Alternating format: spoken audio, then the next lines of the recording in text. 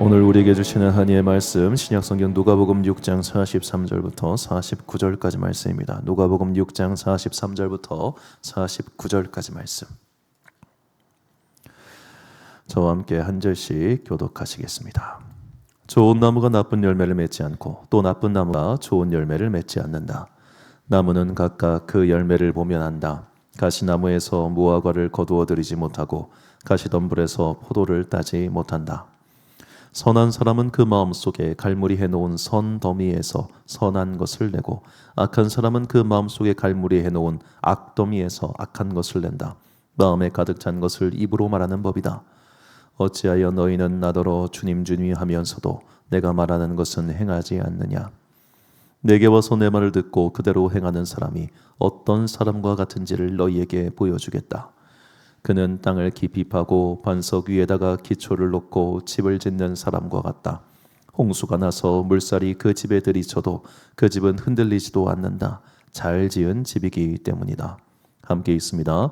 그러나 내 말을 듣고서도 그대로 행하지 않는 사람은 기초 없이 맨 흙 위에다가 집을 지은 사람과 같다. 물살이 그 집에 들이치니 그 집은 곧 무너져 버렸고 그 집의 무너짐이 엄청났다. 아멘. 반석 위에 세우는 기도라는 제목으로 하나님의 말씀 선포하겠습니다. 이제 임직식이 끝난 지 한 달 정도 됐습니다. 그리고 이제 제가 항상 바랬던 일종의 타노스의 인피니티 스톤 같은 6개의 보석이 우리에게 박혔어요. 이제 할라 비발디, 아산 효성 해링턴, 산동 해링턴, 이편산 1차, 2차 하나까지 해서 딱 6개 인피니티 스톤이 딱 모인 기분이에요. 되게 기분이 좋고 행복했어요. 그리고 그러면서 동시에 제가 염려와 근심이 많은 사람이라 걱정이 오기 시작했습니다. 어떤 걱정이냐면 제가 모든 개척교회를 다 아는 것은 아니지만 저희처럼 이제 작게 시작한 교회 공동체, 그러니까 애당초 처음부터 한 100명이서 출발하면 이런 일이 없어요. 그러니까 우리 교회를 이제 이런 교회를 이제 미조직 교회라고 하는데, 그러니까 교회는 뭐 삼각교회, 개척교회 이렇게 구분하는 게 아니라 조직교회와 미조직교회로 구분합니다. 조직교회는 장로가 2명 이상 있는 교회를 조직교회라고 하고 장로가 없는 교회를 미조직교회라고 부르는 거예요. 우리는 장로가 없기 때문에 미조직교회입니다. 그러니까 장로가 없으면 교인 수가 1000명이어도 미조직교회예요. 당회가 없기 때문에. 여하튼 장로교회 법은 그던데 이제 장로를 세우기 위해선 세례교인이 30명 이상 필요합니다. 이제 우리는 조금 미치지 못하긴 하지만 그래도 아마 법적으로는 크게 문제가 없긴 해요. 세우는데 좀만 있으면. 그러니까 많은 교회들, 특히 이제 저희처럼 아주 적은 인원으로 출발한 교회가 이 구간에서 많이 어려움을 겪어요. 50명 넘까 0에서 100명 사이. 뭔가 조직을 갖추기엔 애매하고 그렇다고 뭔가를 안 하자니도 애매한 구간. 지금 우리가 딱 그 구간이거든요. 안 하자니 뭔가 좀 이상해. 하자니 뭐가 좀 힘들어. 그러니까 이 애매한 구간을 버텨나가야 되는데 항상 이 애매한 구간 중에 여러 가지 사건들이 일어나요. 정말 다양한 사건들이 일어납니다. 대표적으로 이제 이 기간 동안 많은 교회가 이 기간 동안 무너지는 교회들 혹은 이제 어려움을 겪는 교회들, 제가 지금까지 경험한 사례들은 다 달라요. 다 다르기 때문에 어떻게 이런 케이스를 조심해야 된다, 저런 케이스를 조심해야 된다 말하기는 어려운데 주변에서 많이 당한 게 의외로 전세 사기입니다. 그러니까 조금은 작게 시작했다가 조금 이제 규모를 키우려고 하면 교회를 이전하잖아요. 이 기간 동안 전세 사기 당한 사람이 진짜 많아요. 뭐 실명 말하면 조금 송구할 수 있으니까 제가 자주 언급드리는 제 선배 목사님, 아주 지금은 대단히 큰 교회 목사님, 그분이 전세 사기 2억을 당했어요. 부목사 때 개척을 나갈 때 성도들 70명과 함께 교회에서 전세 자금으로 해서 2억을 받았는데 그거를 계약금을 홀락 날려버린 거예요. 그렇게 해서 어렵게 시작하니까 그 70명 성도들이 어떻게 됐겠어요? 다 나갔어요. 그분이 12년 동안 정말로 어렵게 목회하셨거든요. 그 2억이 싹 다 날아가 버려가지고 말이 그렇지 그 큰 돈이 날아가면 얼마나 힘들겠습니까? 우리 지역에도 그런 분 계세요. 이 처음에 대천에서 상관없겠지? 대천에서 목회를 하셨는데 이제 그래서 돈을 좀 모아가지고 삼각교회 3천짜리 계약을 하셨어요. 그런데 그분이 전세 사기를 당한 거예요. 그러니까 교인들이 난리가 났어요. 저거 목사가 3천만 원 띵겨 먹었다고 막 욕을 해요. 그때 그분이 30대였는데 얼마나 모멸스럽고 수치스럽고 그러겠어요. 그래서 이분이 차를 몰고 절벽으로 돌진해 버려요. 죽으려고. 그런데 돌불에 걸려 차가 전복돼가지고 살았어요. 주님께서 살려주신 이유가 있겠다 싶어가지고 대천에서 아산으로 오셔가지고 지금은 굉장히 목회를 잘 하시는데, 정말 전세 사기 당해가지고 어려움을 겪는 분 많고, 또 이제 전세 보증금 때문에 어려움 겪는 분도 계시는데, 이게 또 우리 교회 사례는 아닙니다만 이제 특히 뭐 조금 시작을 할 때 솔직히 보증금 2, 3천이 큰 돈이잖아요. 뭐 목사가 그 돈 모아놨겠습니까? 그러다 보니까 이게 성도한테 빌리는 경우가 있잖아요. 성도가 2천만 원 내줬어요. 근데 그렇게 시작을 했는데 목사가 마음에 안 드는 거야. 그래서 보증금 내놓으라고. 그래가지고 보증금 내놓으니까 다시 대출받을 길은 없고, 그래서 교회가 우르르 된 케이스도 있어요. 이게 이제 많이 겪는 전세금 관련 케이스. 또 다른 케이스 같은 경우는 이제 우리 교회는 해당 사항이 없는데, 기존에 한 20명에서 30명 정도 개척 멤버와 함께 시작을 했는데 그 중간에 한 명이 틀어져 가지고 한 10명 데리고 나가버려. 그럼 또 와르르르. 그래서 막 마음속에 계속 주중에 근심이 쌓였어요. 기도하면서 우리는 어떤 일들이 벌어질까, 여러 가지를 시뮬레이션하고 굴려봤습니다. 그런데 나름 제가 알고 있는 것들은 방비할 수 있겠지만 이게 사람 일이라는 게 어떤 일이 벌어질지 모르잖아요. 그러니까 기도하면서도 계속 근심이 쌓여가고 있었는데, 그런 여러 가지 근심 속에서 하나님께 저에게 주신 마음이 있어요. 야, 너 뭐 이렇게 쓸데없는 거 갖고 고민하냐? 그러시는 거예요. 내가 쓸데없는 거 갖고 고민한다고? 왜 쓸데없어요, 하나님? 야, 그 교회 내 교회야. 내 교회야. 네가 왜 걱정해? 너는 그냥 네가 하던 거 해. 그래서 그럼 내가 하던 게 뭐였지? 생각해 보니까 역시나 기도하고 말씀 전하는 그 사역. 다시 한번 생각해 보지만 제가 꿈꾸는 교회는, 저는 한 번도 많은 사람이 모이는 교회를 생각해 본 적이 없고, 유명해지는 건 더더군다나 싫어요. 제가 이렇게 편하게 입고 불당동에 가는데 어머 목사님 이러면 너무 싫어. 생각만 해도 싫어. 솔직히 아파트 주차장에서 마주치는 것도 싫어요. 왜냐하면 제가 어떻게 하고 있을 줄 알고. 이제 막 교회 걱정을 하다가 심지어 이런 걱정도 했어요. 얼마 전에 이제 저는 우리 아파트 단지에서 운동하는데, 단지 운동 끝나고 쓱 나가는데 우리 아파트 단지 그 지하철 들어온 입구 있잖아요. 가끔씩 거칠게 운전하는 친구들 있잖아. 차를 왕 몰고 하면서 우회전을 해버리는 거예요. 몇 동을 들어가는지 순간 딱 째려봤어요. 그런데 마음속에 든 생각이, 만약에 걔가 거기서 내려가지고 야 뭘 꼬라박고 내려봐가지고 시비가 붙으면 저 동네 목사가 사람 뺐다 그런 소리 들으면 또 안 되잖아. 그러니까 또 이렇게 마음을 다스리고 또 그런 일도 있긴 한데, 다행히도 여러분 목사가 어디서 시비 걸리진 않아요. 시비 걸 상은 아닌가 봐. 차에서 내렸을 때 항상 조용해졌었는데, 자, 그런 식으로 이제 하나님께서 저에게 주신 마음은 그러거나 말거나 너는 네 할 일 하라는 거였어요. 네 할 일 하라. 저는 우리 성도들이 말씀을 사모하는 성도들이 되기를 소망합니다. 성경을 사모하고 성경을 읽고. 그런데 성경을 혼자 읽으면 어렵잖아요. 그렇기 때문에 새벽이든 저녁이든 수요일이든 금요일이든 제가 있는 힘껏 여러분들이 스스로 성경을 읽고 이해할 수 있도록 돕는 겁니다. 그래서 세번역 성경을 드리는 거예요. 그게 훨씬 더 효과적이니까. 그리고 두 번째로 언제 어디서나 하나님을 믿는 사람이 되게 하는 겁니다. 여러분, 우리가 성경 지식이 많다고 해서 믿는 사람 되는 거 아닙니다. 체험이 있어야 됩니다. 임재가 있어야 됩니다. 그렇기 때문에 우리 교회는 기도에 힘쓰는 교회가 될 거예요. 이거 두 가지입니다. 나머지는 솔직히 모르겠어요. 나머지는 우리의 여건이 되면 하는 것이지, 말씀과 기도로 충만해지는 교회, 말씀과 기도를 통해서 인생의 길을 발견하는 교회, 말씀과 기도를 통하여 인생이 변화되고 하나님의 뜻에 순종하는 성도들이 모이는 교회, 이겁니다. 지금과 달라질 거 아무것도 없고 이렇게 계속 나가야겠지요.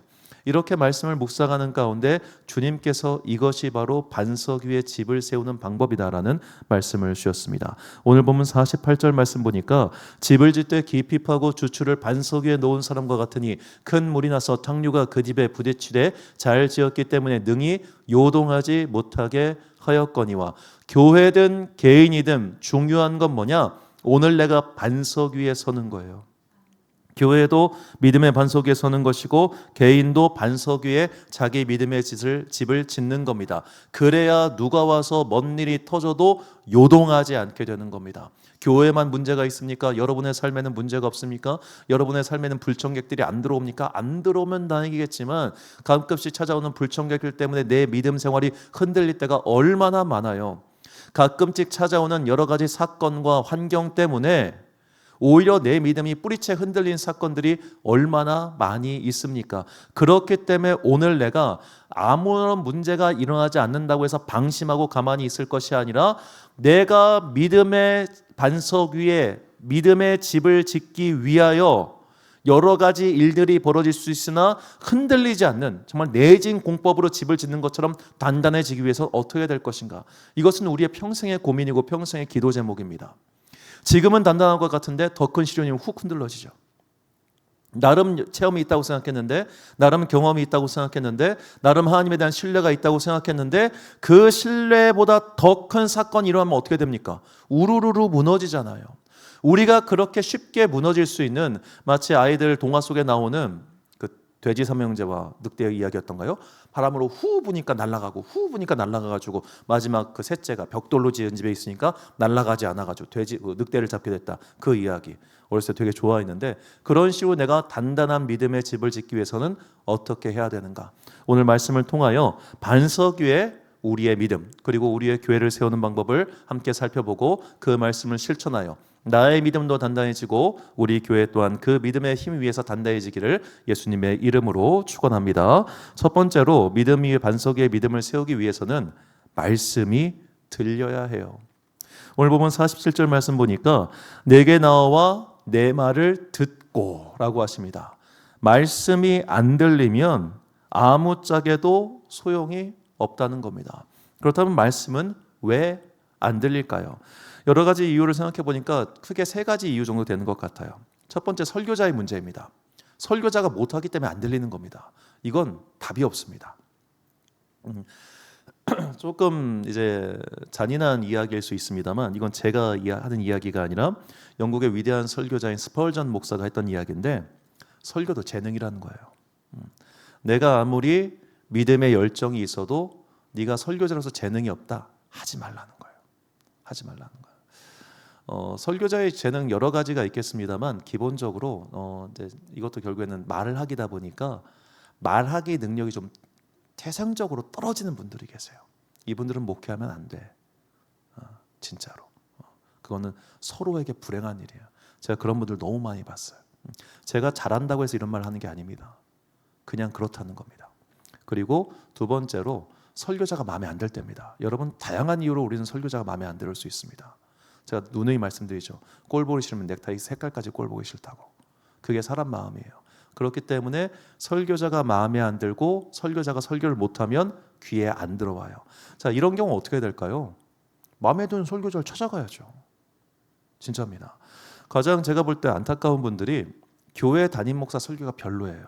그렇기 때문에 주일 예배 끝나면 집에 가가지고, 그 당시엔 집에 갔어요. 집에 가서 CTS, CTN 이런 게 해가지고 케이블 거기서 은혜로운 설교자 찾아서 거기서 충족함 없는 분들이었어요. 그거 진짜 불행하고 멍청한 일이에요. 왜냐? 그러면 그분은 그 예배 시간에 무슨 생각 속으로 거기 있겠어요? 예배가 온전해지지 않아요. 예배는 설교만이 예배가 아닙니다. 전체가 다 예배입니다. 그런데 그 중에 나는 설교에서 막혀버린 겁니다. 그러면 그분은 나머지 앞뒤도 막혀버려요.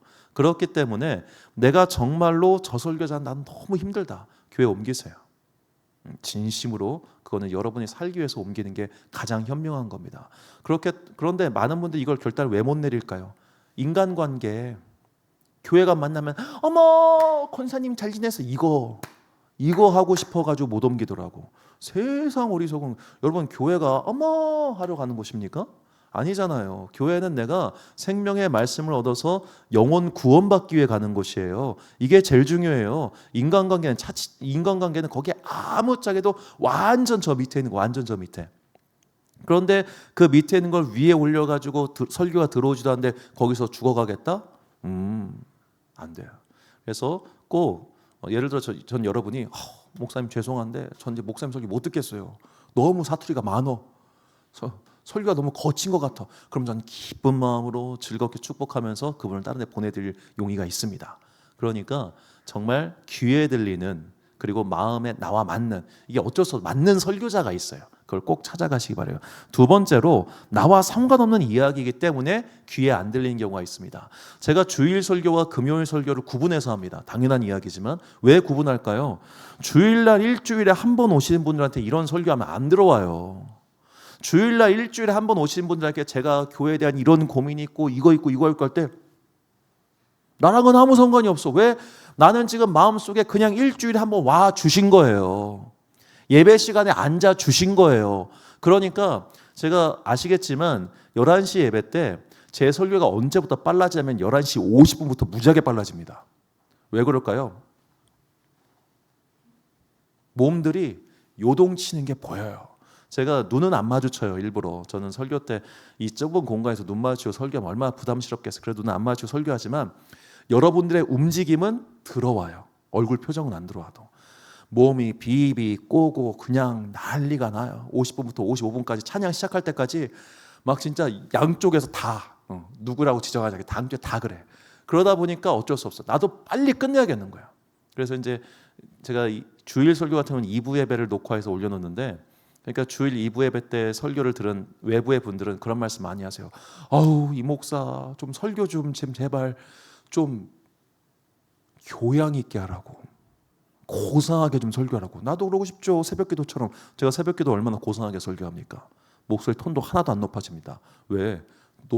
높일 사람도 없으니까. 그런데 주일날 그렇게 했다간 지금 가뜩이나 지루한데, 가뜩이나 재미없는데 더 꼴 거 아니에요. 이렇게 오늘 저 메시지가 나와 관계가 없을 때, 나와 상관이 없을 때 우리는 그게 안 들어요. 이건 본인 문제예요. 자, 가장 그래서 중요한 건 세 번째입니다. 우리가 기도로서 어떻게 할 수 있는 것, 우리의 믿음에서 중요한 것은 마음이 닫혀 있을 때. 그러니까 1번과 2번은 어떻게 보면 나의 통제 변수 안에 있어요. 그럼 내가 어떻게 하면 그건 쉽게 돼요. 가장 어려운 게 마음이 닫혀 있을 때. 이게 제일 어려워요. 마음이 닫혀 있는 사람은 내가 마음이 닫혀 있는 걸 모르거든요. 마음이 닫혀 있는 사람은 내가 마음이 닫혀 있는 걸 모르기 때문에 내가 지금 은혜 못 받는 이유를 다른 데서 찾아요. 오늘은 에어컨이 작동이 제대로 안 돼서 은혜가 못 받은 거예요. 오늘은 청소가 안 돼 있어서 은혜를 못 받은 거예요. 오늘은 내 옆에 있는 사람이 하도 부시락거려가지고 은혜를 못 받은 거예요. 은혜 못 받은 이유를 다른 데서 찾을 때 이게 마음이 닫혀 있는 겁니다. 그래서 우리가 내가 말씀이 더 이상 들어오지 않을 때, 말씀이 심겨지지 않을 때 내 마음이 닫혀 있지 않은가, 이걸 점검하고 마음을 열기 위해서 노력해야 됩니다. 이 마음을 여는 방법이 무엇일까요? 말씀이 들리는 상태로 나를 바꾸는 거예요. 말씀이 들리는 상태로. 마음을 열기 위해서는 내가 말씀이 들려야 될 거 아닙니까? 이 말씀이 들리는 상태로 나를 만들어야 되는데 그 방법이 무엇인가? 누가복음 8장 15절과 사도행전 17장 11절 말씀 보니까 좋은 땅에 있다는 것은 착하고 좋은 마음으로 말씀을 듣고 지키어 인내로 결신한 자니라. 베레아에 있는 사람들은 데살로니가에 있는 사람들보다 더 너그러워서 간절한 마음으로 말씀을 받고. 자, 말씀이 들리는 마음, 말씀이 들리는 상태, 이건 뭐냐? 착하고 좋은 마음, 그리고 간절한 마음이라는 거예요. 착하고 좋고 간절한 마음. 이 착하고 좋고 간절한 마음을 원어에 비춰서 이렇게 해석해 보니까 이렇게 정리할 수 있겠습니다. 사랑이 가득하고 착해야 하며 기꺼이 하는 자발적인 마음.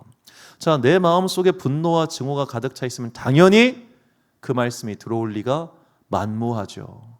그래서 요즘 날 교회가 참 걱정인 게, 이게 성도들도 여러 가지 이유로 분열되어 있지 않습니까? 제가 그런 교회 가보니까 알겠어요. 설교가 하나도 안 들어와요.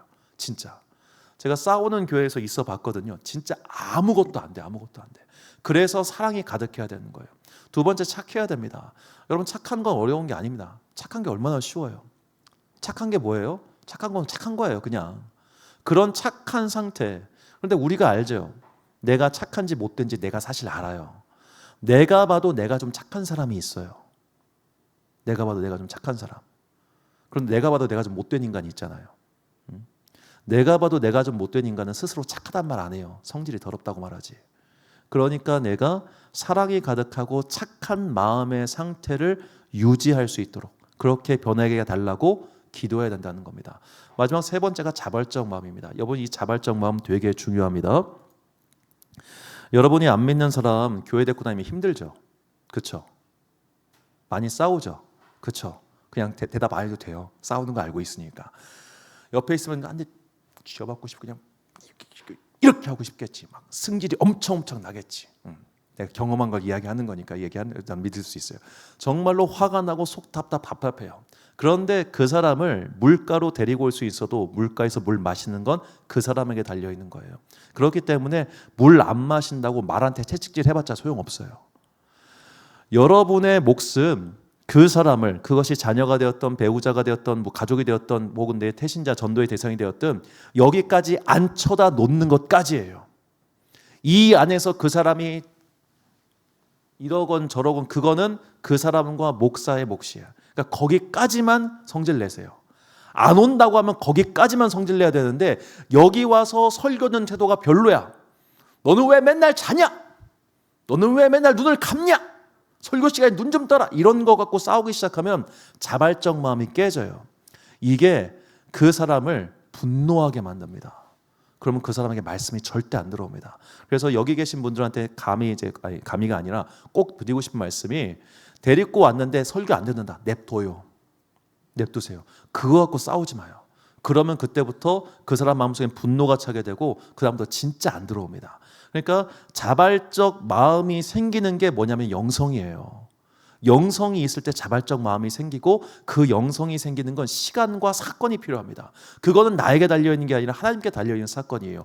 내가 할 몫은 뭐다? 여기까지 어떻게든 사탕, 발림이 됐든 설득이 됐든 협박이 됐든 여기까지 데리고 오는 건 내 몫. 여기서 그가 자발적 마음으로 말씀 듣고 가는 건 그 인간 몫. 그러니까 잘 때 자꾸 건들지 마요. 여기서 자면 은혜 받겠지. 눈 감고 있을 때 눈 뜨라고 자꾸 찌르지 마요. 그냥 냅둬요. 자든 눈 감든 딴짓하든 냅둬요.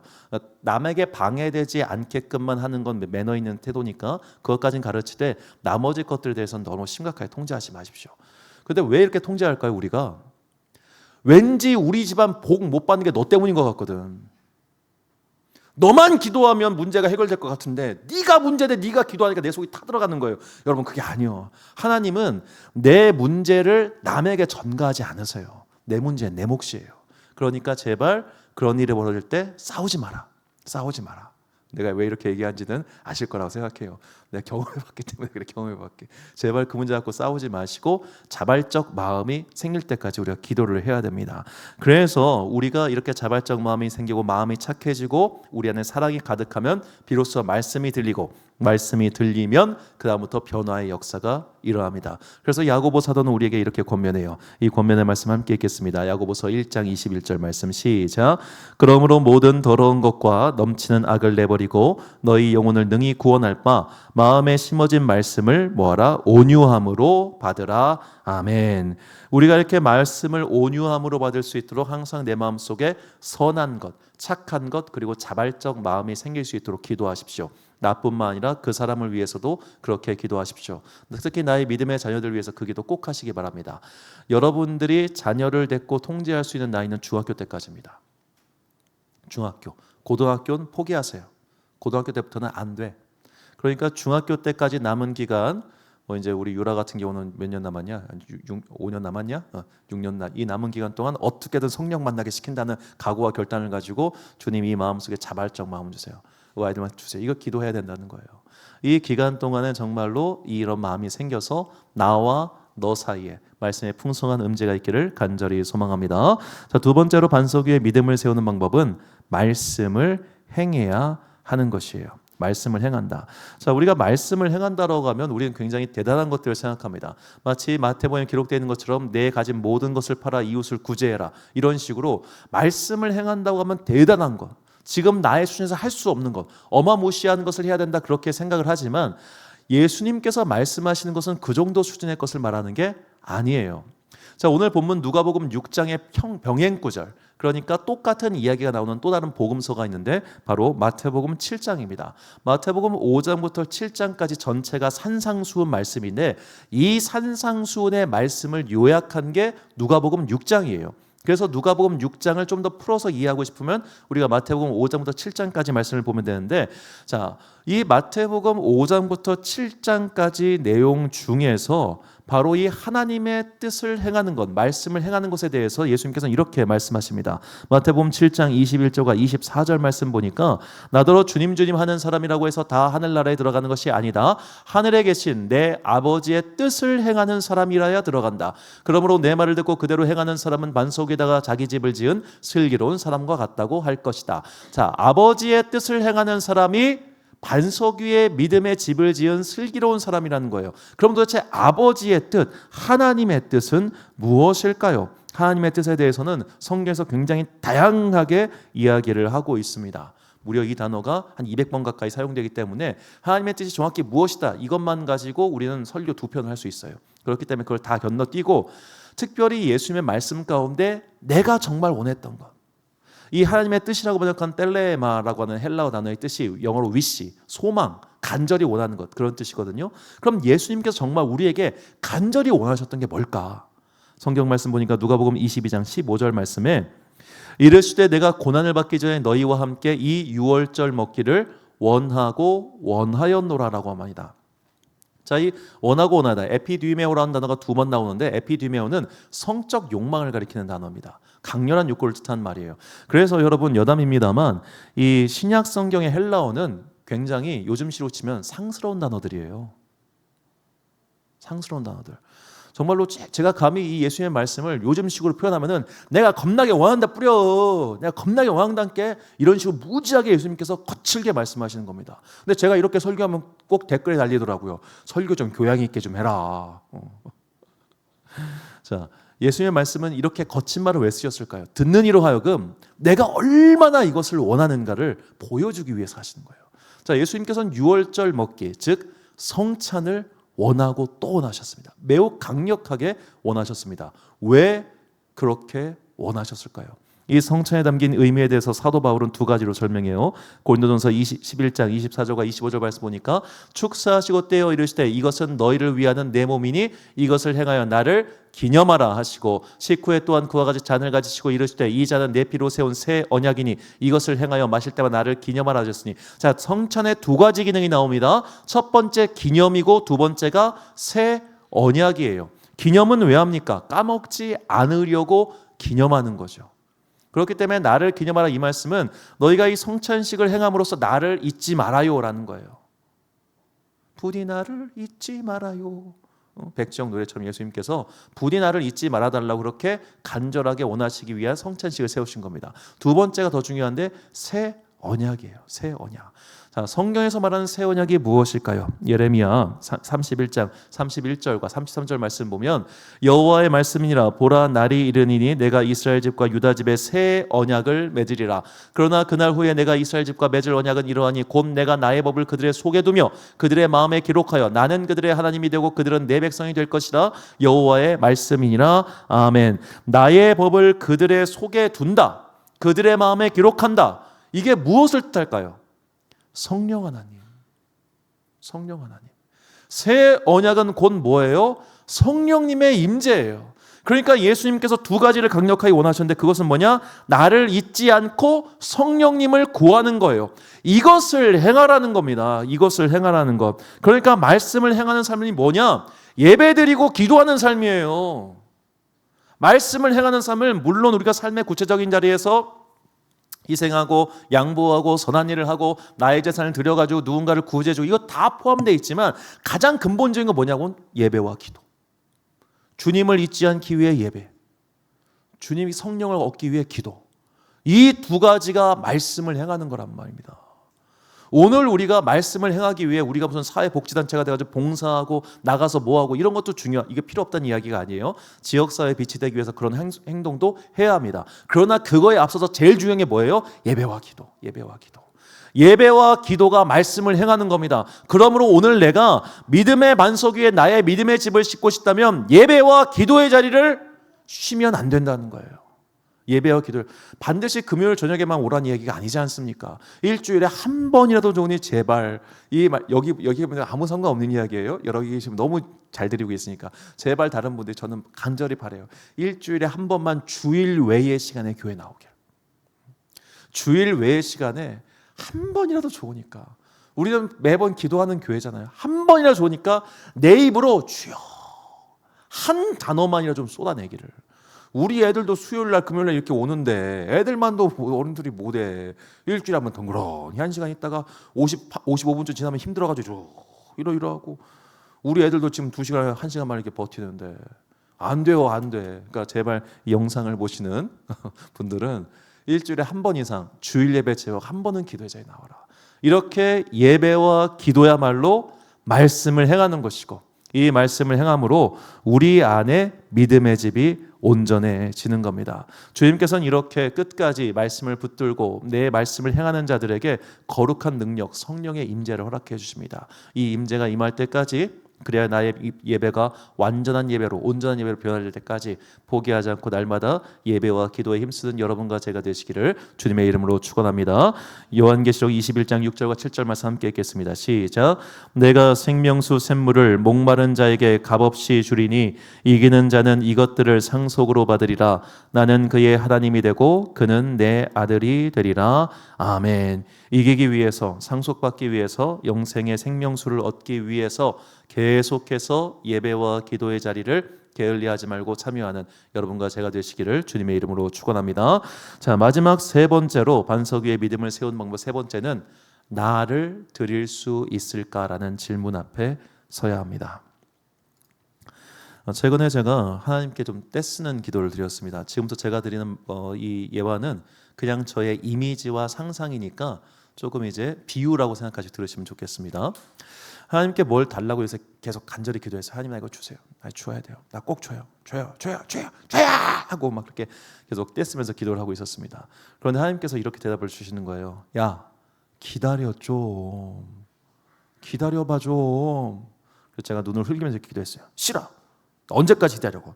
나 이제 나이도 많다고. 나도 늙었다고. 언제까지 기다리라고 막 이렇게 때를 썼어요.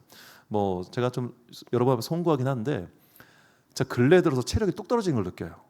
그러다 보니까 이게 의학적으로 이 40대 중반과 60에서 70 넘어간 요 구간이 건강이 뚝 떨어지는 기간이래요. 그러니까 확 온 거예요. 아, 내가 이제 중년이구나.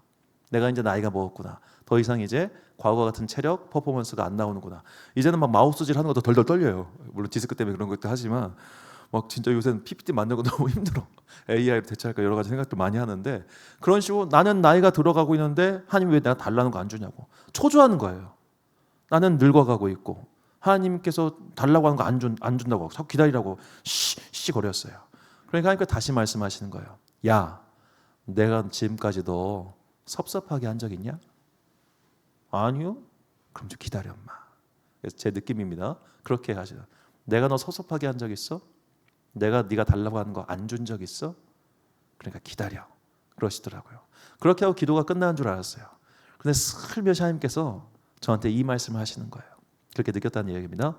야, 한결아. 근데 너는 나를 위해서 너의 행복을 포기할 순 없니? 제가 그 질문 앞에 다시 한번 너무 마음이 힘들어졌어요. 네가 나를 위해서 너의 행복을 포기할 수 없니? 그러니까 제가 기도한 게 그거였거든요. 하나님 나 행복하고 싶어요. 그러니까 이거 주세요. 이걸 꼭 얻어야 내가 행복해질 것 같아요. 제발 달라고요. 그러니까 기다려 하라고 했는데 기다리기 싫어가지고 씩씩거리다가 결국 나온 대답이 너 그런데 너는 나를 위해 너의 행복을 포기할 생각이 없니? 그 질문을 하셨을 때 제 안의 마음은 이거예요. 자, 하나님께서는 우리의 행복을 담고로 너 불행해져. 그게 내가 원하는 거야. 이런 분이 아니세요. 세상 어느 부모가 자식의 불행을 바라겠습니까? 그런데 하나님께서는 여기서 한번 시험하시는 거예요. 너는 정말 포기할 수 있어? 너는 정말 네가 너무너무 아끼는 것을 나를 위하여 내려놓을 수 있니? 이걸 물어보시는 거예요. 우리가 이걸 알고 있잖아요. 아브라함도 이삭도 야곱도 요셉도 모두 이런 시험을 거친 사람들입니다. 자, 하나님께서 아브라함에게 독자 이삭을 바치라고 하시죠. 그런데 아브라함이 바쳤죠. 바친 겁니다. 칼로 내리쳤으니까. 그런데 하나님께서 원하셨던 것은 아브라함의 믿음이었어요. 그렇기 때문에 이삭을 우리는 이 끝의 이야기를 알고 있기 때문에 시험에 들지 않지만 중간에 있다고 생각해 보세요. 자, 야곱에게 가장 행복의 중요한 요건이 누구였습니까? 라헬이었습니다. 하나님께서 라헬을 데려가십니다. 그리고 야곱에게 남은 유일한 희망이 누구예요? 라헬과 똑같이 생긴 요셉이에요. 그러니까 12 형제 중에서 요셉만 사랑했던 거예요. 막내가 아니라. 막내가 아니라 막내 그 가장 내가 사랑하는 부인이라면 요셉만 사랑했는데 요셉도 어떻게 하나님께서 데려가셨잖아요. 그러니까 내가 희망을 잃었다. 나는 스올에 빠져야겠다. 이렇게 말하는 것 아닙니까? 요셉에게는 어땠습니까? 그를 지지해주고 그를 보살펴주는 아버지라고 하는 존재가 그의 가장 큰 행복 아니었겠어요? 그런데 하나님께서 그걸 뺏어가고 그를 노예로 보내버리세요. 왜 그랬을까요? 이 모든 일들이 사실은 하나님의 섭리를 이루기 위한 하나님의 방식이었어요. 하나님께서 오늘 우리에게 질문하실 때가 있을 겁니다. 네가 가장 소중하게 여기는 그 존재, 그 사건, 그거를 나를 위해 내려놓을 수 있어? 라고 물어보실 때 싫어요. 안 해요. 못 해요. 라고 하면 하나님의 일은 이루어지지 않아요. 그냥 거기까지예요. 그리고 하나님은 그렇게 대답하는 우리에게 알았다라고 하실 겁니다. 어쩔 수 없지 뭐. 네가 거기까지밖에 못한다는데. 그거 갖고 혼내거나 그러시는 게 아니에요. 여러분 우리가 착각하는 게 내가 이걸 마치 안 하면 하나님께 나에게 벌 내실 것 같다. 그게 아니에요. 그냥 얘가 여기까지구나라고 혀를 차시고 안타까워하실 뿐이지 그거 안 하고 벌 내리시는 분이 아니라고요. 그냥 내 자식인데 내 자식의 성적이 여기까지밖에 안 나오는구나. 그게 포기하듯이 그냥 거기까지인 거라고요. 그런데 그렇다면 내가 여기서 하나님에 대해 순종해서 내가 더 높은 믿음의 반석에 올라가서 믿음이 단단해지고 하나님의 일들을 보기 위해서 뭐냐면 내가 정말로 소중하게 여기는 그것을 내려놓을 수 있는가. 내가 정말로 나의 행복의 근원이라고 생각하는 이게 나의 전부고 이게 나의 행복이고 이게 나의 정말 에브리띵인 걸 그거를 내려놓을 수 있는가라고 물어보실 때 주님 내가 내려놓겠습니다라고 우리 대답할 수 있냐 이 말입니다. 이 질문에 대해서 내가 진지하게 고민하고 그 앞에 서고 그 다음에 답을 내려야만 우리의 믿음이 흔들리지 않게 됩니다. 흔들리지 않게. 왜? 하나님께서는 한 번쯤은 여러분께서 그렇게 소중하게 생각하는 걸로 여러분 건드실 거거든요. 한 번은 건듭니다. 한 번은. 반드시 한 번은. 그렇게 그 사건이 나에게 임했을 때 내가 그 구간을 어떻게 넘어가기 위해서는 흔들리지 않기 위해서는 이 질문 앞에 반드시 내가 서봐야 된다는 거예요. 예수님께서 말씀하십니다. 마태복음 10장 37과 38절 말씀 보니까 아버지나 어머니를 나보다 더 사랑하는 자는 내게 합당하지 아니하고 아들이나 딸을 나보다 더 사랑하는 자도 내게 합당하지 아니하며 또 자기 십자가를 지고 나를 따르지 않는 자도 내게 합당하지 아니하니라. 아멘. 자, 여기까지 말하면은 그래 다 버리란 이야기구나. 다 버리란 이야기구나. 그게 아니에요. 39절도 같이 봐야 되는데 자, 여기 질문을 통과해야 비로소 39절이 의미가 있어요. 39절. 자기 목숨을 얻는 자는 잃을 것이요 나를 위하여 자기 목숨을 잃는 자는 얻으리라. 그러니까 정말로 하나님이 소중하기 때문에 나의 자녀를 등한시하는 사람은 자녀를 얻어요. 대표적인 사람이 이건 뭐 본인께서 간증하셨으니까 박보영 목사님 이야기를 할게요. 제가 마가의 대학만 종의 박보영 목사님인데 이분이 하나님을 만나는 과정이 이분이 그 의사였어요. 제가 알기로는 성형외과 의사로 알고 있는데 돈을 많이 벌었어요. 목사 아들이지만 공부를 잘해서 의사가 됐어요. 그런데 이분이 이제 이혼을 하면서 협심증이 갑자기 심하게 왔어요. 정말 어떻게 살 수 없을 정도로 심하게 왔어요. 그 순간 기도했어요. 하나님 저 살려주신 목사 될게요. 하니까 정말 병이 사라진 거예요. 그래서 그때 그분이 자기 전 재산을 다 처분합니다. 몇십억이 되는 전 재산 다 처분하고 그리고 신학교에 가가지고 완전 거지처럼 살아요. 그런데 문제가 생겼어요. 그분의 아들이었어요. 아직 중학생이었거든요. 아버지가 아들을 포기해요. 아버지로서 자식을 양육해야 된다는 그 모든 걸 포기하고 그냥 맡겨버립니다. 여기서 조금 사람의 해석이 갈려요. 아무리 그래도 그렇지 그건 아니다라고 말씀하신 분이 계실 거예요. 실제로 주변에서도 야 저건 진짜 아니다라고 하는 분들 많아요. 그건 뭐 본인 판단에 맡기겠습니다. 여하튼 그분이 그렇게 아들을 사실상 버렸어요. 그리고 안양인가 안산에서인가 그냥 고아들 그 가출 청소년들 그들과 함께 살아버려요. 어마어마한 사건들이 벌어졌어요. 그들과 함께 살면서 가난하고 비루하고 얻어맞고 경찰서 다녀야 되고 그런 어마어마한 시간들이 있었는데 그 세월을 지났을 때 그 아들이 그래도 애비라고 그래도 아빠라고 저 아빠 저 결혼할 여자예요라고 한번 데리고 옵니다. 그 가출 사람과 같이 사는 곳에 데려와요. 자기 여자친구를 데리고 와가지고 이제 하는데 좀 이제 같이 드시라고 음식이나 한번 싸왔나 봐요. 근데 싸온 거를 갖다가 자기는 이 아들 심정이 어떤 말이냐면 몇 년 만에 아버지를 보는 거예요. 그리고 자기 나름대로 용서해보겠다고 아버지를 이해하고 용서해보겠다고 하고 그리고 찾아갔어요. 그래서 그 자리에서 같이 음식을 먹으면서 조금 회복되길 바랬는데 그 음식을 같이 있는 고아들이랑 나눠 먹어버린 거예요. 거기에 아들이 완전 빡이 돌아버렸어요. 속된 말로 빡이 돌아버렸어요. 그래가지고 나 평생 아빠 안 볼 거라고. 당신 애비도 아니고 목사도 아니라고. 세상에 내가 용기를 내서 찾아왔는데 그걸 여기 나눠 먹냐고. 다신 나 볼 생각하지 말라고. 그리고 나가버립니다. 자, 그랬는데 그 아들이 목사 됐습니다. 그러니까 이건 좀 해석이 갈린다고 했어요. 그러니까 누군가는 야 그게 뭐요? 라고 생각할 수 있어요. 전 여러분에게 절대 그렇게 하라고 권하지 않아요. 자식 새끼 다 버리고 나는 기도원 가려다 이건 아니야. 이건 아닌데, 자, 그가 내려놓았을 때 우리가 회복이 이루어지더라고요.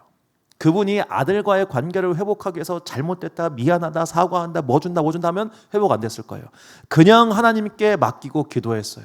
그러니까 25년이 지나서 회복이 되더라고요. 25년이 지나서. 자, 우리가 이렇게 하나님과의 소통 안에서 나에게 가장 소중한 것들을 내려놓을 때 오히려 그 소중한 것들이 진짜 진정한 관계로 회복되는 것을 보게 된다는 겁니다. 그것이 오늘 우리가 설교 전에 불렀던 찬양에 담긴 의미예요. 아까 우리가 주 임재하는 찬양 불렀죠. 내 모든 것 나의 생명까지 다 주님 앞에 드립니다. 이거 할 수 있습니까? 어린 양 찬양하니 내 평생 그 하나로 충분해요. 이거 맞습니까? 정말로 예수님이, 하나님이 내 모든 것 나의 생명보다 소중합니까? 내 평생 그 하나로 충분합니까? 저는 아직 이 질문 앞에서 예스라고 대답을 못하겠습니다. 저는요, 집도 있어야 되고요, 차도 있어야 되고, 내일 아침 밥 먹을 돈도 필요합니다. 저는 그런 사람입니다. 그런데 그런 사람이라 할지라도 이 질문 앞에 서봐야 된다는 거예요. 너 정말 할 수 있어? 너 정말 그거 내려놓을 수 있어? 네가 그걸 내려놓으면 내가 분명히 너에게 줄 텐데 이 믿음이 있냐 이거예요. 내가 이걸 내려놨을 때 하나님께서 이걸 채워주신다는 믿음, 그 믿음이 있으면 우리는 시련 앞에서 넘어지지 않아요. 그 믿음이 있으면 우리는 내 인생을 뒤흔드는 사건 앞에서 무너지지 않아요. 그런데 왜 이걸 못할까요? 믿음이 없으니까. 제가 이렇게 하나님의 질문 앞에서 이런 상상을 해봤습니다. 그래가지고 네 주님, 전 답을 알고 있으니까 저의 행복을 포기합니다 라고 했을 때 하나님께 나중에 야 네가 그때 포기한다며, 네가 그때 포기한다며, 그러니까 난 네 행복 걷어갈게, 오케이? 너 진짜 말한 거다 라고 하면 어떡해? 내 모든 거 다 드리고 나니까 아무것도 오지 않아. 그럼 어떡해? 그런 거에 대한 두려움이 있기 때문에 전진을 못하는 거예요. 그런 거에 대한 두려움이 있기 때문에 우리의 기도가 맨날 그 수준인 거예요. 그런 거에 대한 두려움이 있기 때문에 우리의 믿음이 항상 현세적이고 항상 오늘의 문제에서 매막혀 있는 겁니다. 주님, 내 자식, 내 아들, 내 돈, 내 미래, 내 안녕, 여기서 조금도 벗어나지 못한 이유가 뭐예요? 나의 십자가를 함께 짊어지고 가신 예수님에 대한 완전한 믿음이 부족하기 때문이에요. 오늘 그래서 우리는 이 질문 앞에 꼭 서봐야 됩니다. 나는 나를 드릴 수 있는가? 난 나의 가장 소중한 것을 정말로 하나님의 제단 앞에 바칠 수 있는가? 나는 나보다 예수가 더 소중한가? 나는 나보다 하나님이 더 귀한가? 우리가 이 질문 앞에서 예스라고 대답하는 순간에 정말 놀라운 일들이 벌어질 것이고 우리의 믿음은 그 어떤 시련이 찾아와도 결코 우리를 무너뜨리지 못하게 될 것입니다. 그러므로 어려운 일 겪을 때마다, 믿음의 시험이 올 때마다 항상 나를 돌아보십시오. 내 믿음이 굳건하면 파도가 치지 않습니다. 내 믿음이 굳건하면 요동하지 않습니다. 이것을 알고 있었던 사도 바울은 이렇게 고백합니다. 사도행전 20장 23절과 24절 말씀 보니까 오직 성령이 각성해서 내게 증언하여 결박과 환난이 나를 기다린다 하시나 내가 달려갈 길과 주 예수께 받은 사명 곧 하나님의 은혜의 복음을 증언한 일을 마치려 하면은 나의 생명조차 조금도 귀한 것으로 여기지 아니하노라. 아멘. 어째서 사도 바울은 그 귀하다는 생명보다 이걸 조차 귀하게 여기지 않게 된 것인가? 성령님의 임재 가운데 있었기 때문입니다. 하나님과 동행하고 있었기 때문입니다. 성령님의 임재 가운데 있다 보니까 그의 믿음이 단단해졌고 그러다 보니까 나의 생명보다 하나님이 더 귀해진 거예요. 이것이 우리가 기도를 멈추지 않아야 되는 이유이며 이것이 우리가 평생 동안 기도해서 도달해야 될 믿음의 목표입니다. 흔들리지 않는 믿음을 원하십니까? 흔들리지 않는 믿음의 반석에 서고 싶으십니까? 그렇다면 하나님께 항상 기도하여 주님, 내가 하나님의 임재 안에 거하게 하여 주옵소서. 하나님의 임재 가운데서 믿음을 포기하지 않게 하여 주옵소서. 그때 하나님께서는 나의 삶을 통하여 내가 이전에 상상할 수 없었던 놀라운 일들을 행하실 것이며 내가 이전에 구하지 않던 것까지, 마치 솔로몬이 하나님의 마음에 드는 기도를 드리자 나머지 것들을 채워주신 것처럼 그런 놀라운 역사가 임하게 될 것입니다. 이 믿음 달라고 항상 기도하셔서 나의 생명조차, 나의 가장 귀한 것조차 주님의 제단 위에 바칠 수 있는 거룩한 주의 백성들 되시기를 예수님의 이름으로 축원합니다. 이것을 했던 다윗이 남긴 시편의 고백이 우리의 고백되기를 소망하며 우리 같이 시편 63편 2절부터 4절까지 말씀 함께 봉독하겠습니다. 시작. 내가 주의 권능과 영광을 보기 위하여 이와 같이 성소에서 주를 바라보았나이다. 주의 인자하심이 생명보다 나음으로 내 입술이 주를 찬양할 것이라. 이러므로 나의 평생에 주를 송축하며 주의 이름으로 말미암아 내 손을 들리이다. 아멘. 사랑하는 지혜빛 광성교회 성도 여러분, 그리고 이 금요일 저녁 함께 기도하고 계신 귀한 주님의 자녀 여러분, 우리에게 예배와 기도는 그냥 선택사항이 아니라 필수사항입니다. 평생 기도합시다. 평생 예배의 자리, 기도의 자리를 멈추지 말고 찾아가십시오. 시련이 있고 환란이 있고 여러 가지 사건이 있어도 예배의 자리, 기도의 자리를 찾는 사람은 무너지지 않습니다. 그 무너지지 않은 믿음의 반석에 서가지고 이제 더 높은 수준으로 가기 위해서 하나님 앞에 나의 가장 소중한 것이 무엇인지를 생각하고 그것을 드릴 수 있는가라는 질문 앞에 꼭 서시기 바랍니다. 그냥 막연하게 할 수 있겠지 이게 아니라 정말 진지하게 그 앞에 섰을 때 내 믿음의 수준이 드러나요. 내 믿음의 수준이 드러나면 그때부터 더 기도하게 돼 있어요. 내 믿음의 수준을 모르는 사람들이니까 기도를 안 하는 거예요. 내 믿음의 수준이 이만큼 있다고 생각하니까 대충 사는 거예요. 아니에요. 그 질문 앞에 바로 섰을 때 우리는 우리의 믿음의 수준을 알게 될 것이고 더욱더 간절하고 겸손한 마음으로 기도하게 되기 때문에 결코 믿음의 시험에 넘어지지 않게 될 것입니다. 그 놀라운 믿음의 자리에 거하기 위하여 언제나 예배와 기도와 말씀을 사모하고 그것을 지켜나가는 거룩한 주의 자녀 되시기를 예수님의 이름으로 축원합니다. 우리 함께 찬양 하나님이시여 이 찬양 올려드리시니 함께 기도 시작하겠습니다.